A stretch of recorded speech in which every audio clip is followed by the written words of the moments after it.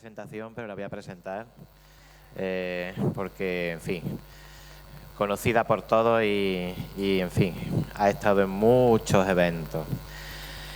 Bueno, Carmen es ingeniero industrial por la Universidad Politécnica de Madrid y realizó estudios de doctorado en Francia. Comenzó el estudio de la astrología en 1987. Ha llovido. Imparte cursos, talleres y da conferencias. Atiende en consulta astrológica desde 1993. Realiza trabajo de documentación simbólica en teatro contemporáneo.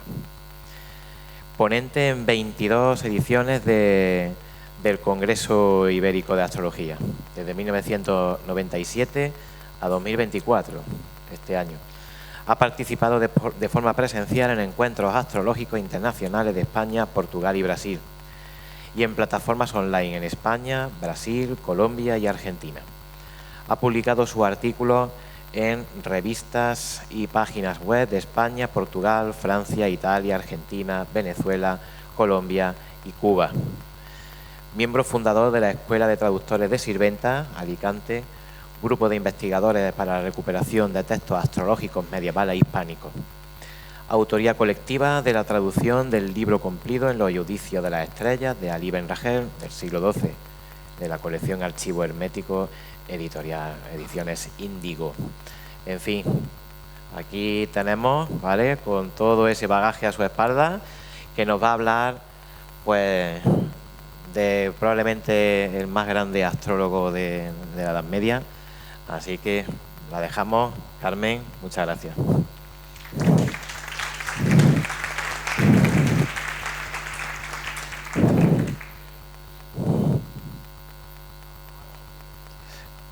Enciende.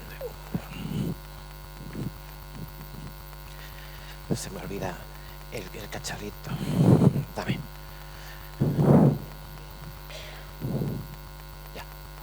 Ya.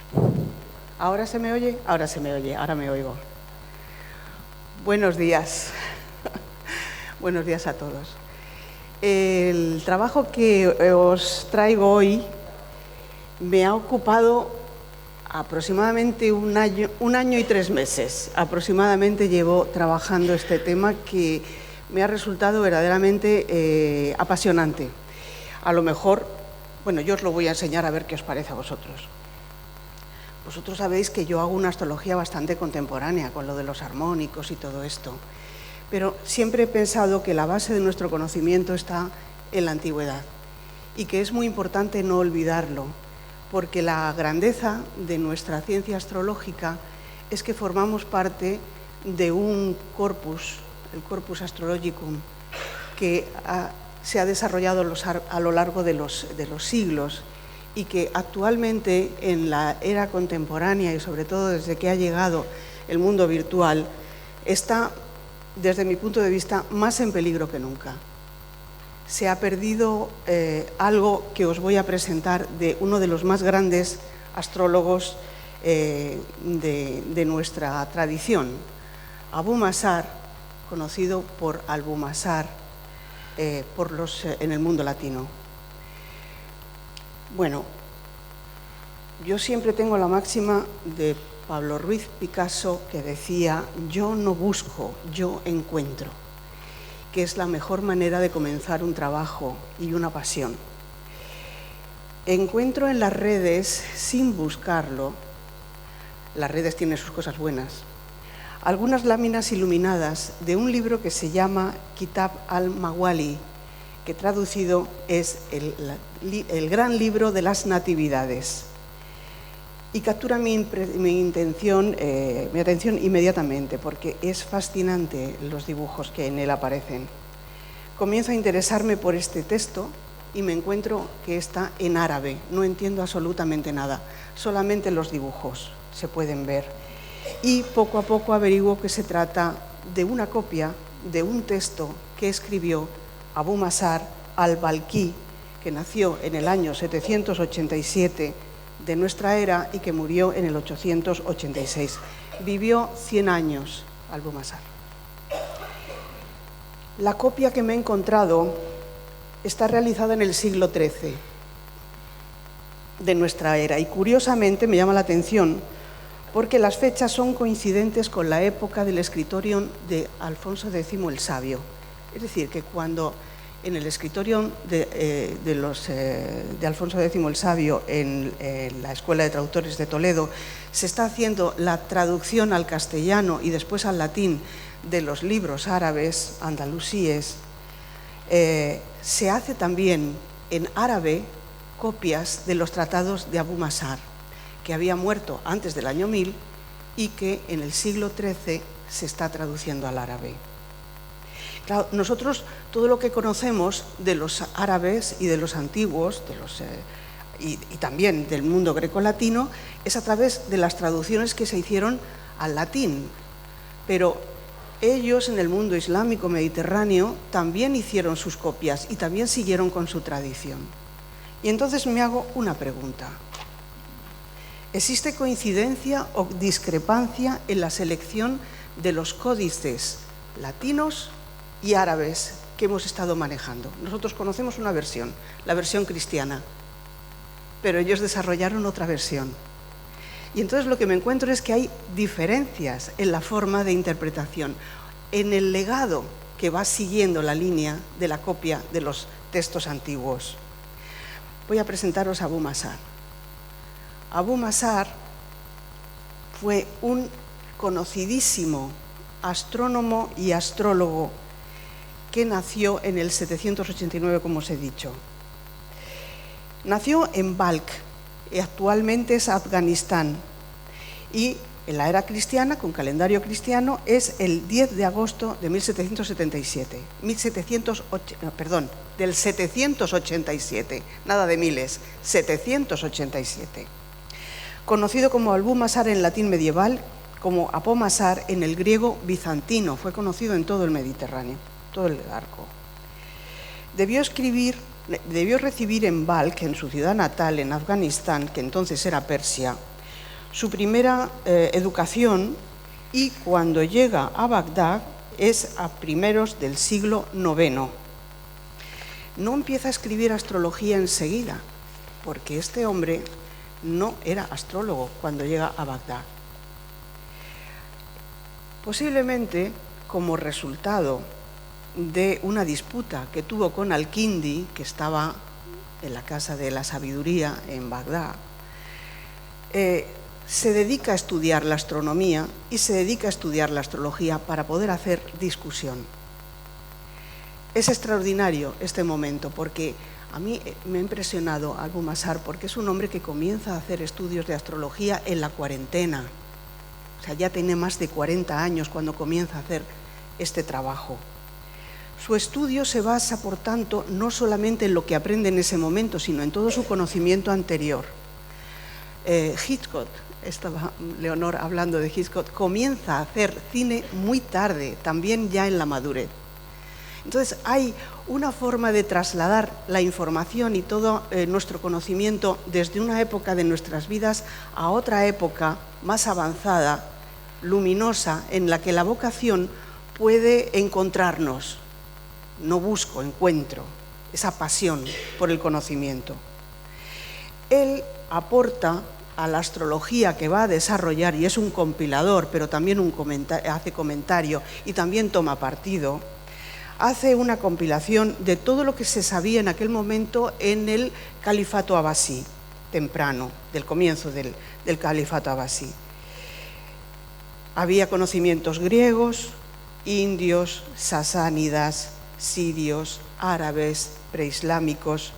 Sus teorías astrológicas, aunque derivadas de estas fuentes, se basaron en las enseñanzas de los sabeos de Harrán, llamados adoradores de las estrellas, que es una religión anterior a las religiones del libro, pero considerada por las gentes del libro como uno más de los conocedores del libro, porque son monoteístas.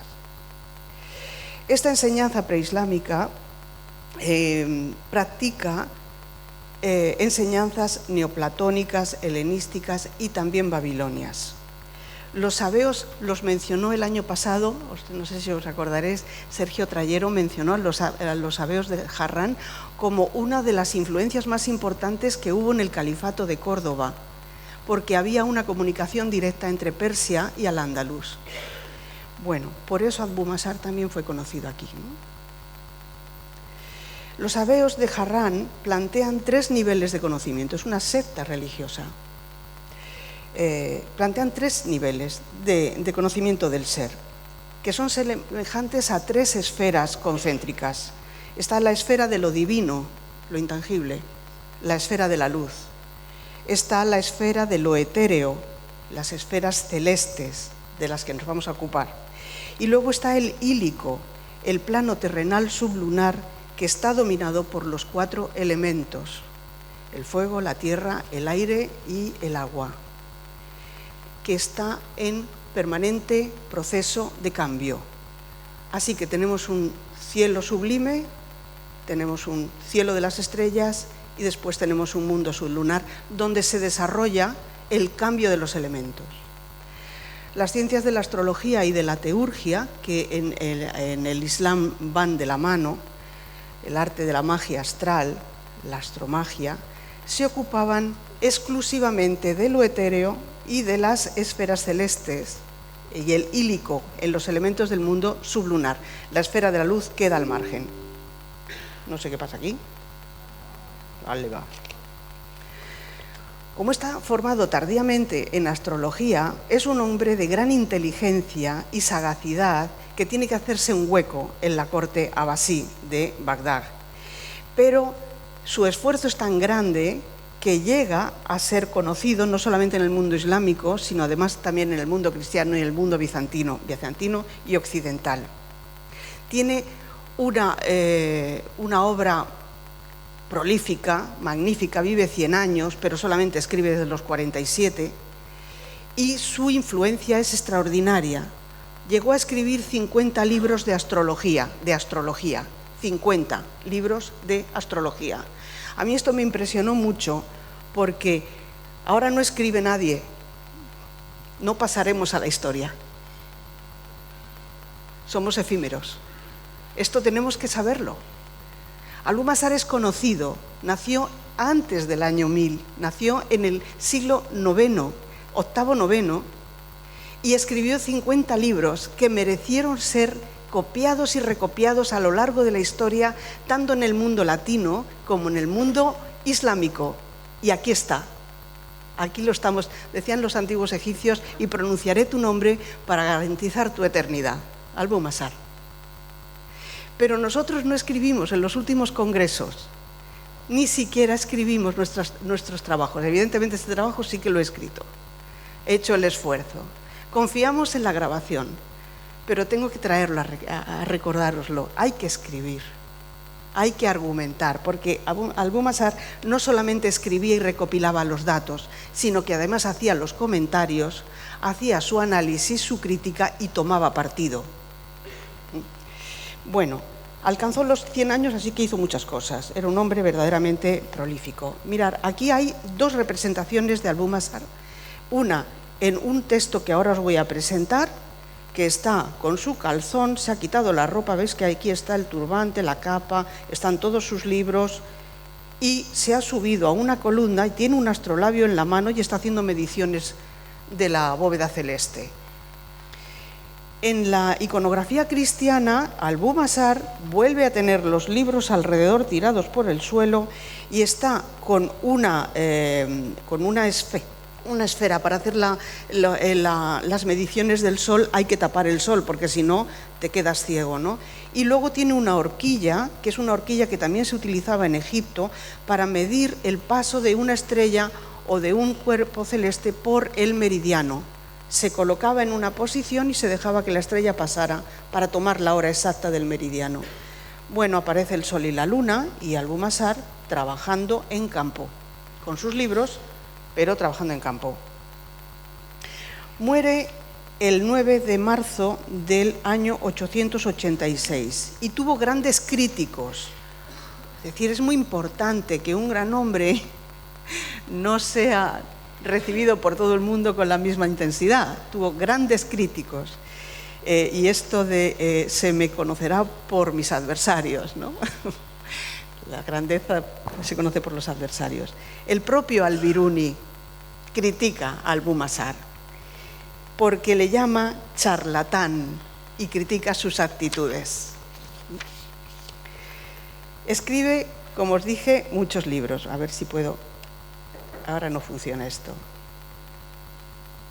Ahí va. Escribe un montón de libros, hasta 50 libros. Ahí he conseguido encontrar una recopilación de todos los libros conocidos, mencionados de Abu-Mazar. Solamente al final de este trabajo, en el texto, tengo todos los libros que fueron realizados por él y una serie de bibliografías sobre el tema, porque podemos encontrarlos ahora mismo, las copias del siglo XIII y del siglo XIV y del siglo XVI. Abu-Mazar escribió sobre astronomía, directamente astronomía. Todos los textos astronómicos se han perdido. Se sabe que existieron, no hay ninguna copia. Se perdieron. Escribió sobre astrología, generalidades, como puede ser la gran introducción a la astrología, el gran tratado de Abu-Mazar, que lo escribe en el 849 de nuestra era, el Kitab al-Makal al-Kabir ala el-Akam al-Noyun, en la gran introducción a la astrología. Escribe el resumen, la pequeña introducción, que se traduce al latín por Adelardo de Bach en el siglo XII, es decir, se repite y se repite la traducción y la copia de estos libros. Escribe libros sobre historia de la astrología. Escribe libros sobre astrología genezliaca, la astrología de la carta natal, y aquí es donde es el libro que encontré. El texto original está perdido, es el Kitab al-Mawali al-Kabir, es decir, el gran libro de los nacimientos. Es un libro muy sencillo y es por lo que me parece que es accesible a todo el mundo y es tan interesante, pedagógico. Y también está un libro conocidísimo, que es el libro de las revoluciones de los años de las natividades, que fue copiado y recopiado por tanto latinos como musulmanes. Tiene libros específicos de astrología eleccional, tiene libros específicos de astrología horaria, tiene libros de astronomía meteorológica y de onomancia astrológica, que los que hemos hecho la traducción del libro completo de los Vicios de las Estrellas de Ali Ben Rachel, en el tercer libro, capítulos relacionados con la casa 9, habla de los sueños, la interpretación a través de los sueños, pero astrológicamente. Esto quiere decir, hacen una discriminación en tres formas de sueños. Uno son los sueños que vienen del mundo de la luz, y esos no se interpretan, son mundos divinos. Después están los que se pueden interpretar de la esfera celeste y del ílico, y hace la discriminación de cada uno de los sueños. Esto lo hace Ali Ben Rachel. Este hombre, Abu-Mazar, 400 años antes, había escrito sobre este tema, la onomancia astrológica. Pero también tiene textos sobre magia astral. ¿Y a qué me voy a dedicar un poco en este momento? Pues a explicaros lo que me encontré, que me pareció pues muy fascinante. Se trata de las iluminaciones y las incógnitas del libro, de un manuscrito que está en la Biblioteca Nacional de Francia, concretamente el manuscrito 2583. Se conserva una copia incompleta del Tratado de las Natividades de Abu-Mazar, en árabe. Este texto tiene otra copia que está completa en la colección Keir, la Keir Collection, que es un magnate húngaro que se llama Edmund Engur, cuyo paradero en este momento, ese texto en una colección privada, no he conseguido encontrarlo. O sea, no he podido encontrarlo. Pero todos los libros que están en las bibliotecas públicas nacionales de los países, como en Inglaterra, como en España, como en Francia, se pueden descargar de la red, o sea, virtuales. Se puede descargar el manuscrito. Y de hecho yo os voy a dar las páginas en las que se pueden descargar estos manuscritos. El manuscrito original, como os dije, está perdido, el del siglo IX. Pero allá por el siglo XIII, es decir, justo cuando la Escuela de Traductores de Toledo y Alfonso X el Sabio estaba haciendo la traducción al castellano y después al latín, justo en aquel momento se hace esta copia del Tratado de la Natividad. Y esta copia está en Francia. Fue hecha en Cairo, en la ciudad del Cairo. Y con la guerra de Napoleón, la invasión de Napoleón de Egipto, la campaña de Egipto, le regalaron el libro.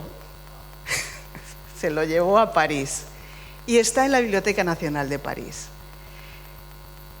Es la descripción, o sea, lo que hace este libro, porque claro, lo que me llamó la atención es que los signos son reconocibles. A ver, ahí estáis viendo a Géminis, ¿verdad? Está clarísimo. A Géminis y estáis viendo a Libra.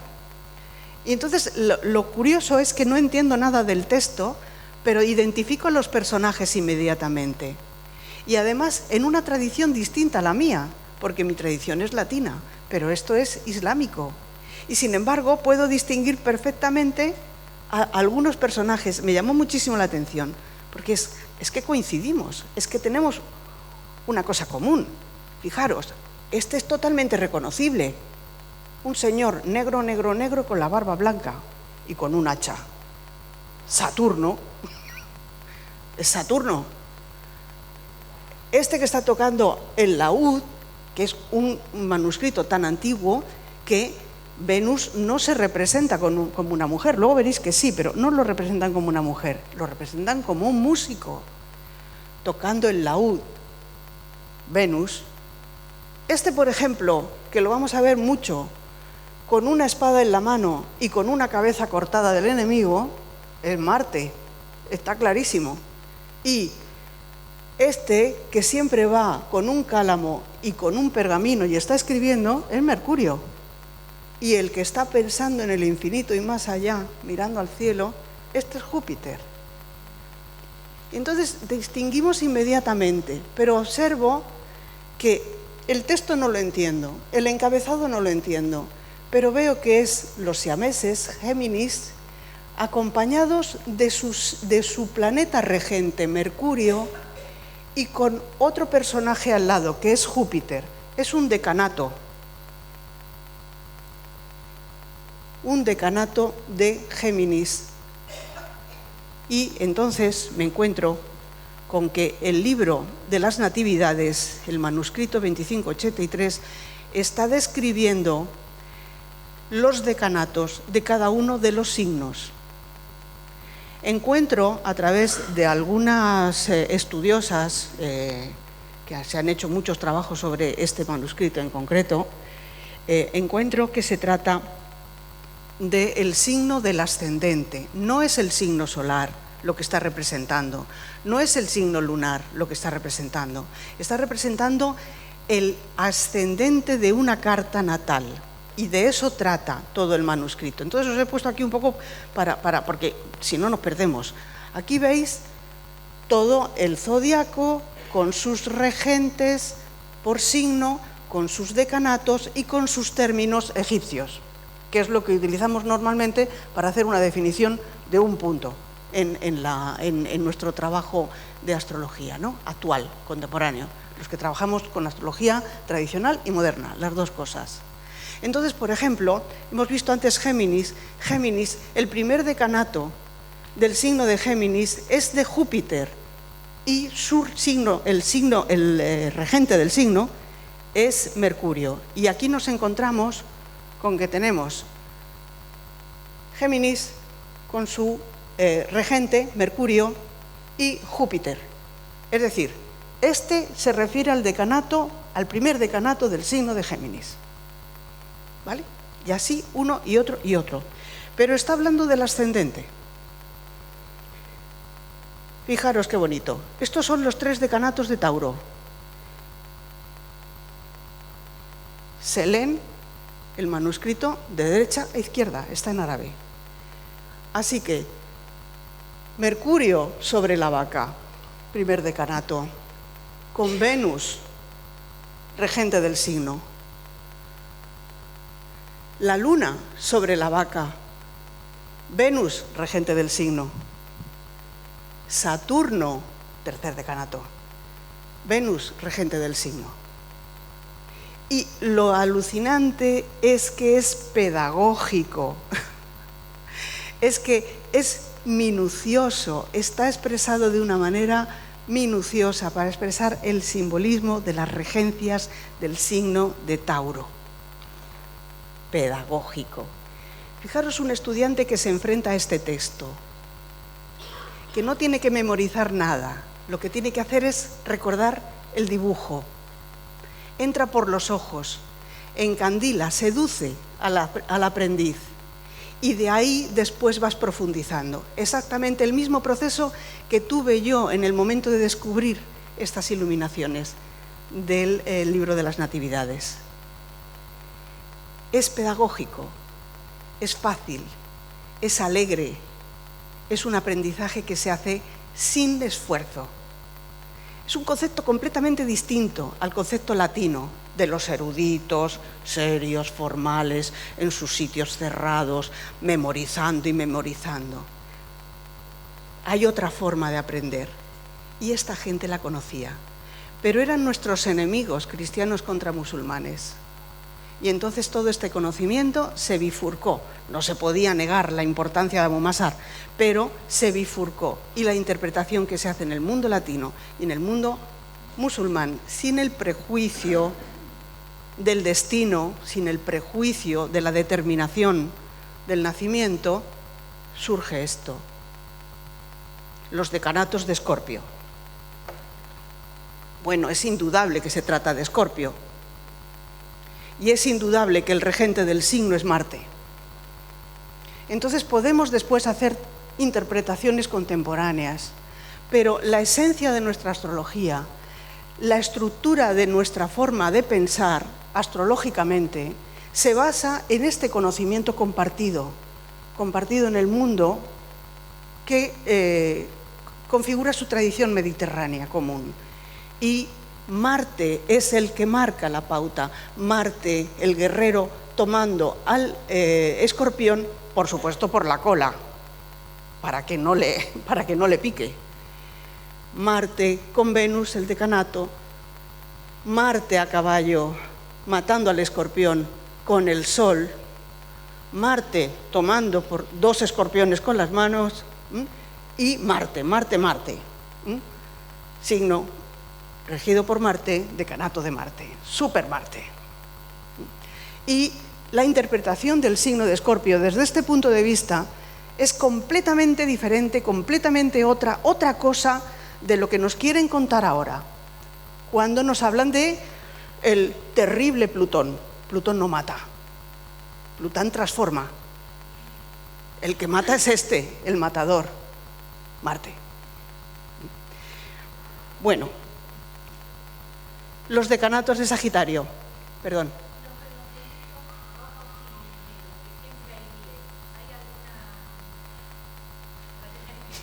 Ahí voy. Aquí tenéis el Sagitario, que me ha parecido precioso. Estoy en el cuadro central. Sagitario es muy interesante porque fijaros cómo es el dibujo del centauro. Nosotros decimos que es un centauro, mitad hombre, mitad caballo. Y vamos directamente a la iconografía, a la mitología griega, directamente. Y además hablamos de la parte animal y la parte intelectual del ser, el signo de Sagitario, todo esto, ¿no? ¿Y ellos cómo lo dibujan? Dibujan un león, mitad guerrero, mitad león. Estamos en un signo de fuego. Pero fijaros que la cola del dragón, la cola del león es la cabeza de un dragón. Es la cabeza-cola de los nodos, ¿no? Y está disparando siempre contra la cabeza del dragón, que es su propia cola.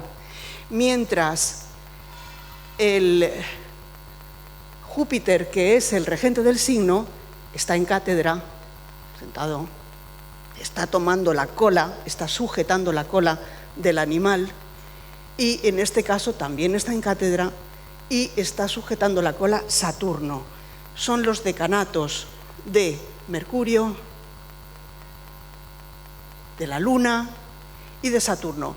Fijaros qué interesante cómo dibuja el concepto, el arquetipo Sol-Luna, cómo se dibuja. Todos estos están interactuando entre ellos y con el ambiente en el que se encuentran, pero la Luna siempre está de frente, las luminarias nos miran directamente, de frente. La Luna está de frente, el Sol está de frente. Son las dos únicas figuras que nos miran de frente, la representación del Sol y de la Luna. Y en este manuscrito tan antiguo es la primera vez que la Luna es femenina. El Sol masculino, la Luna femenina, el Sol masculino, la Luna femenina. Dos incógnitas en este códice. Uno, ¿qué son esas bolitas, las esferas rojas y negras que hay en todos los decanatos al lado del esquema? ¿Qué son? Y luego, otro más, ¿qué son estos 5 elementos? Esos 5 dibujos. Me he roto la cabeza. Ya os digo de antemano, no he encontrado la solución. Yo busco, encuentro lo que encuentro, pero no encuentro lo que busco. Es curioso, es realmente una investigación. Esto os lo dejo, para que intentemos averiguarlo. He hecho muchísimas hipótesis, he preguntado a mucha gente, he vuelto locas a muchas personas. De hecho, cada vez que he enseñado el dibujo, se han puesto a trabajar en ello. He preguntado tanto a especialistas en la Universidad Complutense, en Casa Árabe, he preguntado a Carmen Ordóñez, que me pasó los libros del tratado de la pequeña introducción, he preguntado a Rafael Gilbrán, todos pensando y dándole vueltas. Mirad, he hecho muchas tablas y muchos cálculos. Estos son los grados masculinos y femeninos que describe Ben Ezra en su libro completo de los dividios de las estrellas, que lo conocemos los traductores de la Escuela de Sirventa, porque hemos trabajado con ellos. Aquí se pueden ver los grados masculinos, porque claro, si son 10, digo yo, si son 10, 30 grados. Luego pueden ser los grados luminosos y los grados oscuros que se describen en los textos de Ali Ben Rachel y en los textos de Ben Ezra, que beben directamente de Albu-Mazar. Pero también pueden ser los grados masculinos y los grados femeninos. Bueno, he hecho todas las pruebas habidas y por haber, hemos cruzado datos, he estado hablando con un montón de compañeros. Estos son, según Ben Ezra, los grados masculinos y femeninos, no encajan. Estos son los grados medianos, brillantes, sombríos y vacíos, según Ben Ezra, no encajan. ¿Qué son las esferas rojas y negras? He pensado que se trata de días nefastos y días favorables para hacer algún tipo de teurgia, algún tipo de magia astral, para hacer algún tipo de elección de días favorables o desfavorables. No he encontrado ninguna solución. El problema es que he seguido buscando y he revisado en otros textos posteriores, copias de copias que se hacen en el siglo XIV, copias que se hacen en el siglo XVI, y resulta que este tema de las esferas rojas y negras desaparece, no se vuelve a ver. Luego, el que hizo la copia del libro de las Natividades en el siglo XII, del siglo XIII, se llevó el secreto a la tumba, porque después de todos estos años no sabemos lo que quieren decir. Esto da como dolor, porque hemos perdido información. Ya hemos perdido mucha información haciendo las traducciones al latín, porque se sesgaron y se censuraron muchas cosas al hablar del destino y de las determinaciones del nativo, porque no encajaban con el libre albedrío expresado por la Iglesia, por las iglesias cristianas. Y ya perdimos ahí, recuperamos los textos en árabe y encuentro que hemos perdido también algunos conceptos muy antiguos que ellos mismos no entendieron. Hay otro problema más. ¿Habéis visto estos cajetines de 5 planetas en cada uno de los decanatos? Bueno, he repasado el tratado de Albu-Mazar, la gran introducción, para ver lo que habla de los términos, son 5. Luego pueden ser los términos del signo. Los términos según los términos egipcios, no incorporan ni el sol ni la luna. Las luminarias no están en los términos egipcios. Pero Al-Bumasar describe que hay 5 formas distintas de hacer los términos. Y habla de los términos egipcios, de los términos caldeos, de los indios, de Hermes, los términos de Hermes y los términos de Astarte. Y dice al final en la gran introducción, y los más eficaces son los términos egipcios. Y entonces sigue, hace el comentario, lo justifica y descarta totalmente los términos de los indios. Así que me pongo a verificar si estos son los términos egipcios o alguno de otro de los términos descritos en las tablas de la gran introducción y me encuentro que tampoco. Y que además, decanato por decanato, son distintos. En algunos está el sol y la luna, en otros solamente el sol, ya no son egipcios, en otros no aparecen, no coincide ni en el orden ni en la cualidad de cada uno de ellos. Esta es la tabla. En esta tabla se ve, primero, que del libro, que es un libro, una copia incompleta, falta el primer decanato de Aries y el tercer decanato de Aries. Deberían ser 36 láminas y solamente hay 32. Falta el tercer decanato de Leo y falta el tercer decanato de Piscis. Y esta es la colocación, por ejemplo, Tauro está completo, de los 5 casillas que hay en cada uno. Venus, Júpiter, Saturno, Mercurio, Marte. Y digo, ya está, Venus, Marte, repite algo. Pero no, cuando llega a Virgo, Libra, Escorpio, incorpora al Sol, incorpora a la Luna y rompe el sistema. Con lo cual, ni son los caldeos, ni son los egipcios, ni son los indios, ni son los de Astarte, ni son los de Hermes. ¿Qué es esto? No he encontrado la solución. El texto, como os decía, el Kitab al-Maghwali, el Tratado de las Natividades, tiene estas 2 incógnitas fundamentales. Y lo otro, digo, bueno, pues voy a intentar averiguar qué es lo otro. Pero ese texto le paso a la inteligencia artificial y no entiende el árabe del siglo XIII. Luego no puedo apoyarme. Eso es. Pásale la inteligencia artificial. Bueno, pues le paso la inteligencia artificial y no dice nada de... O sea, dice una tontería impresionante, habla de unas cosas muy raras. El caso es que no me saca de ningún enigma.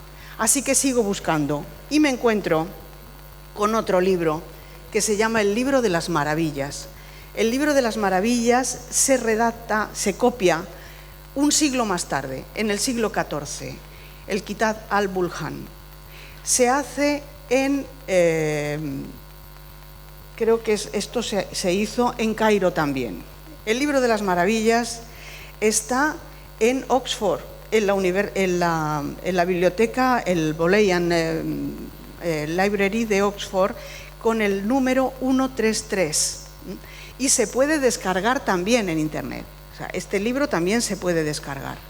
Está hecho en Bagdad, está hecho en Bagdad, pero llega a Cairo y también se lo llevan, ¿vale? Aquí se lo llevan todos los europeos, ¿eh? Es increíble. Estos son los dibujos que hay en el Libro de las Maravillas, que también es llamado el Libro de las Sorpresas. Fijaros la diferencia de conceptos sobre la astrología. Libro de las Maravillas, Libro de las Sorpresas. Es un concepto muy divertido, muy animado, muy para que la gente aprenda y aprenda de una forma sencilla. Aquí tenéis el signo de Leo, el signo de Virgo y el signo de Libra, con sus regentes correspondientes, el Sol, Mercurio, cortando las espigas, y ahora sí, ya es una dama, Venus. Y sus 3 decanatos abajo, de Saturno, de Júpiter, de Marte, y siguen diferenciándose. Seguimos sabiendo quién es Marte, seguimos sabiendo quién es Venus. Formamos parte de la misma tradición porque identificamos a los personajes. Es interesante, pero han desaparecido las esferas rojas y negras y han desaparecido los 5 planetas de cada uno de los decanatos. El Libro de las Maravillas es una recopilación de un montón de cosas. no solamente el libro de la Natividad, que está incluido en el libro de las Maravillas, sino que además incorporan otro montón de cosas, mansiones lunares, los oficios propios del signo de cada uno de los signos, que Aries, que Capricornio, que cuándo son los días nefastos para cortarse el pelo, cuándo son, o sea, de todo. Es una especie de recopilación completa, manual de instrucciones para seguir un día a día. Este libro tuvo un éxito muy grande, pero el que conocemos, y además, perdona, os voy a enseñar, hay unas cosas que me llamaron mucho la atención en este libro, y es que aparecen las constelaciones físicas, en duplicado, así como en espejo. Y claro, entendí por qué. Esto es astronomía pura, y aquí se verifica, este es Leo y Acuario, vamos, así de claro. El caso es que los sabios que se envejecían y se volvían un poquito así como achacosos, que tenían que hacer el estudio del cielo nocturno, lo que hacían era poner lo que se llamaba un mar de bronce, le llaman, ¿no? Un mar de bronce de fondo oscuro, con una cuadrícula tirada, con una serie de líneas para poder reflejar. Entonces había oscuridad en el cielo nocturno, para poder reflejar el cielo sobre, por ejemplo, imaginaros que esto es un balde de agua con fondo oscuro. En espéculo, exactamente, en espéculo. Entonces, de esa manera era fácil hacer el trazado de las estrellas, porque mirabas y escribías, y hacías el simétrico del reflejo del cielo. Así que muchísimos de los planos antiguos del cielo están invertidos, porque realmente lo que estaban mirando era el fondo del speculum en relación al cielo, ¿vale? Bueno, el caso es que no puedo traducir tampoco el libro de las Maravillas, y me encuentro con Rafa Cañete en una conversación de WhatsApp, le digo lo que me está pasando y me dice: la editorial Moleiro acaba de publicar el facsímil del Liber Astrologiae de Albumazar, el tratado de Albumazar. Lo tienen. Y digo, pues me voy a la calle Barquillo en Madrid, que hay una tienda, y lo veo. Y me cojo el bolso y me voy para allá a ver el Liber, en latín. Y cuando estoy pasando por el escaparate, de repente me quedo clavada, porque veo un libro precioso en el escaparate de Moleiro, que es el libro de la felicidad, que se redacta en el siglo XVI, que es una copia dedicada a la princesa Fatma, hija del sultán de Estambul, Murat III, sultán otomano, y este libro se lo hace copiar lujoso, con iconografía en oro, en plata, es bellísimo, para regalárselo una copia a una princesa que se llama Aise y a otra, a la princesa Fatma.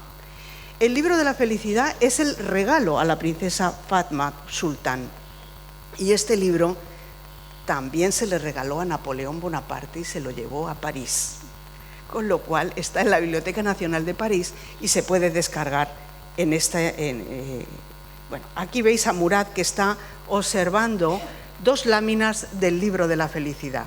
Lo interesante de este libro es que es una copia exacta del libro de las Maravillas, es decir, es una copia exacta del libro de las Natividades. Es decir, tengo el texto del libro de las Natividades después de un recorrido de 300 años. Han desaparecido las esferas de colores, han desaparecido esos especie de términos, pero quedan los decanatos. Es bellísimo. Yo os lo enseño para que lo tenéis en el PowerPoint y se puede descargar de la Biblioteca Nacional de Francia. Aquí está, fijar Sagitario, qué precioso. Verdaderamente es un libro que da felicidad, simplemente el tenerlo en la mano. Lo he tenido, el clon, lo he tenido en la mano. Verdaderamente da felicidad. Saturno sacando agua del pozo de Acuario. Y representa las exaltaciones y caídas de los planetas, que veis a Saturno en Libra y Saturno en Aries, o por ejemplo abajo está Júpiter, Marte, Venus, muy significativo, el Sol, perdón, esta es Venus, en exaltación en Piscis, Mercurio, la Luna, y incorpora esto que hay aquí abajo, que es que el nodo norte está en su exaltación en el signo de Piscis. Una de las páginas, una de las cartas que ha puesto Leonor tiene exaltado el nodo norte en el signo de Piscis. Y por otro lado, el nodo sur en el signo de Sagitario. Este es el Liber, que es el origen de todo nuestro conocimiento, que fue traducido al latín en el siglo XIV. Está también disponible en la Biblioteca Nacional de Francia, es el 7330, se puede recuperar.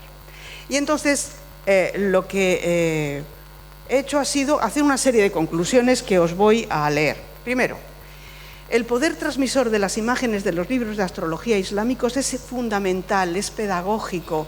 Entran los colores brillantes, oro, plata, los lujosos encuadernamientos, lo que nos ayudan es a entender el arquetipo. Porque yo tengo un empeño enorme en que no se pierdan las dignidades planetarias y que no nos olvidemos de que mamamos de una información muy antigua, de 1130 años, que hace que murió Albumasar, y seguimos hablando de él en este momento.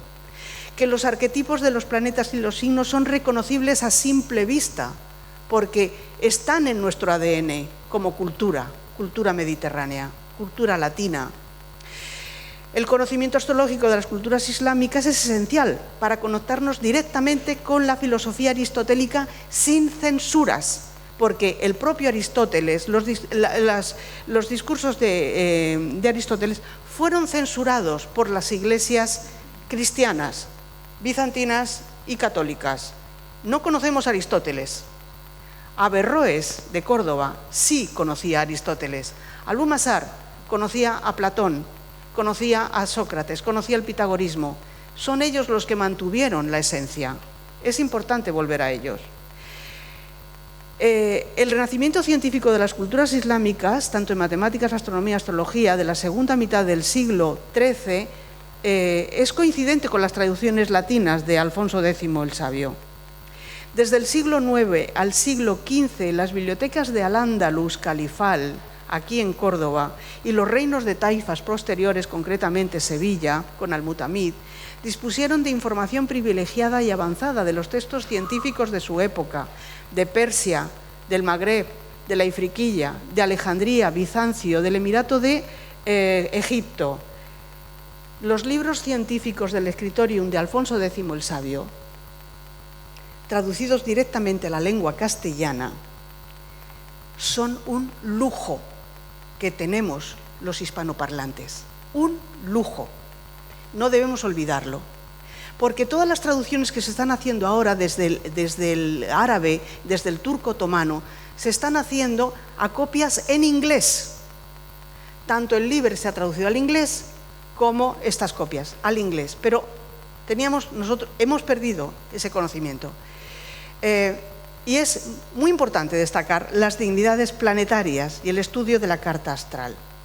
Los libros de Albumasar muestran la importancia de obtener la hora del horóscopo, pero fijaros que están mostrando la hora del horóscopo y identifica por casas iguales de 30 grados cada casa toda la vida, no solamente el carácter, la forma de la cara, no, sino los bienes que vas a tener, los hermanos, la herencia que vas a tener del padre, los hijos, el trabajo, la salud, remedios para la salud, las mujeres que vas a tener, cuántas veces vas a casar, la muerte o las calamidades que vas a tener. Va haciendo todo una descripción decanato a decanato. Los antiguos nos dignifican con su eficacia y quedan las dos incógnitas de las que os hablé antes. Y en cada uno de los párrafos del libro de la felicidad termina diciendo: la palabra es de quien la pronuncia. Estos son los manuscritos y esta es toda la bibliografía que he utilizado. Y muchas gracias.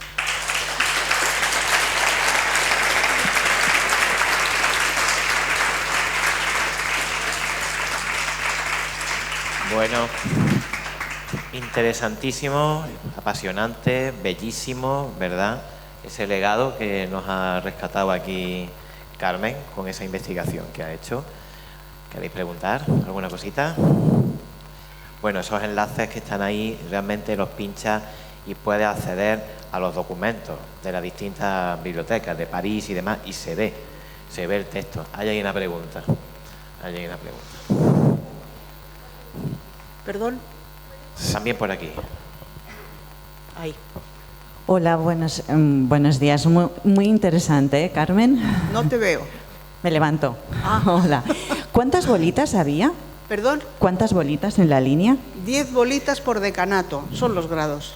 Vale. Son los grados. Lo que no entendemos es qué quieren decir. Bueno, a lo mejor son meses o horas relacionado con... Y los 5, no, se me ocurre que en vez de que sean los decanatos, puede ser que sean otra codificación, simplemente. Bueno, hay muchas especulaciones, he preguntado a muchos compañeros, ahí está la duda. Pero igual como las figuras que había de color rojo y negro, podían ser los representados. Podrían ser, pero tenemos que estar seguros porque tenemos que hacer consulta astrológica. Pues perfecto, solamente haré esa aportación. Sí, eso es importante. Gracias. Consulta individual. Tenemos que dejarnos de generalidades. Tenemos que dejar de pensar, es que Mercurio...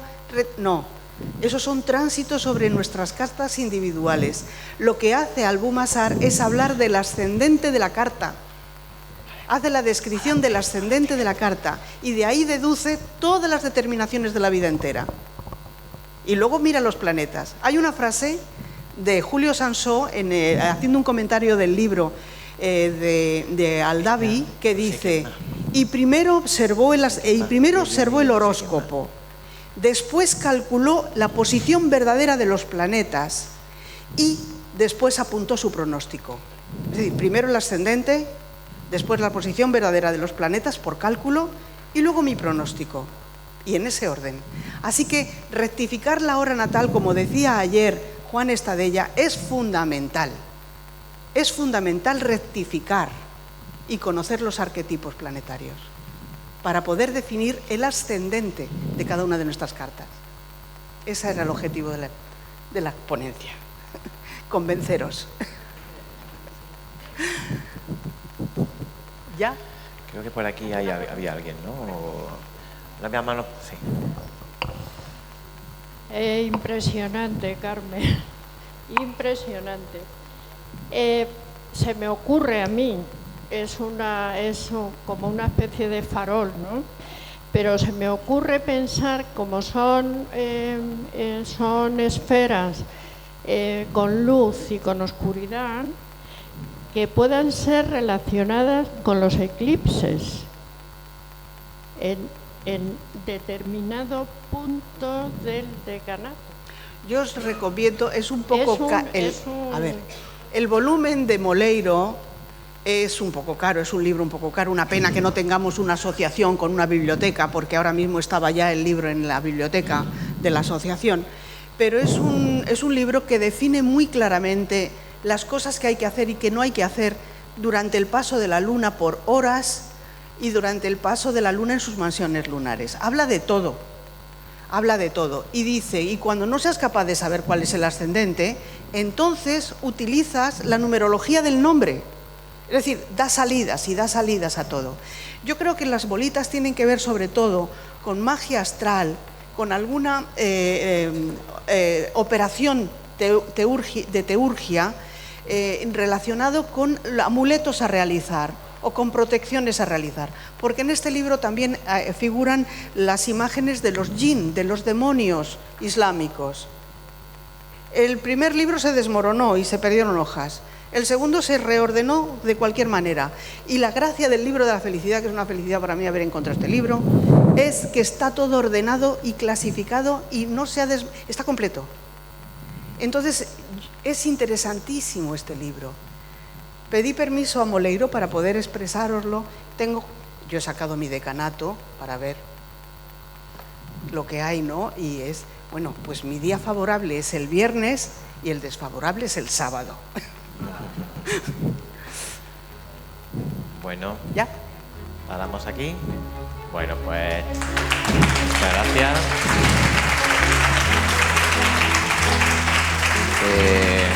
A ver, ¿qué hora es? Bueno, pues descansamos un poquito, ¿vale? Vamos a descansar un cuarto de hora.